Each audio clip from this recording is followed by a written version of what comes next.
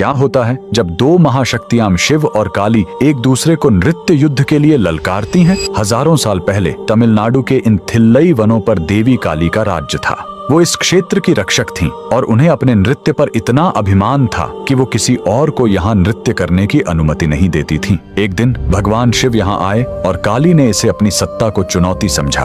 उन्होंने शिव को एक नृत्य प्रतियोगिता के लिए ललकारा। शिव ने चुनौती स्वीकार कर ली और फिर शुरू हुआ वो महानृत्य जिसे देखने देवता भी स्वर्ग से उतर आए। दोनों ने एक से बढ़कर एक अद्भुत मुद्राओं का प्रदर्शन किया, लेकिन कोई भी हार नहीं मान रहा था। तब अंत में भगवान शिव ने ऊर्ध्व तांडव मुद्रा का प्रदर्शन किया, जिसमें उन्होंने अपना पैर सीधे अपने सिर के ऊपर तक उठा लिया। एक स्त्री होने की मर्यादा के कारण देवी काली इस मुद्रा को नहीं दोहरा सकी और उन्होंने अपनी हार स्वीकार कर ली। और जिस स्थान पर यह दिव्य नृत्य युद्ध हुआ था, वहीं आज खड़ा है तमिलनाडु का प्रसिद्ध थिल्लई नटराज मंदिर। यहाँ गर्भगृह में एक तरफ तो भगवान शिव अपने नटराज के साकार रूप में मौजूद हैं, उसी दिव्य नृत्य मुद्रा में, लेकिन चौंकाने वाली बात दूसरी तरफ है। यहाँ एक पर्दा है और जब वो हटता है तो अंदर कुछ नहीं दिखता, सिर्फ शून्य। यही है चिदम्बरम रहस्यम। मान्यता है कि यह भगवान का निराकार रूप है, जहाँ वे अदृश्य रूप में भी निरंतर अपना आनंद तांडव कर रहे हैं। एक ही मंदिर में भगवान के दो रूप, एक जिसे आंखें देख सकती हैं और दूसरा जिसे सिर्फ महसूस किया जा सकता है। भगवान शिव के सभी भक्त कमेंट में हर हर महादेव जरूर लिखें।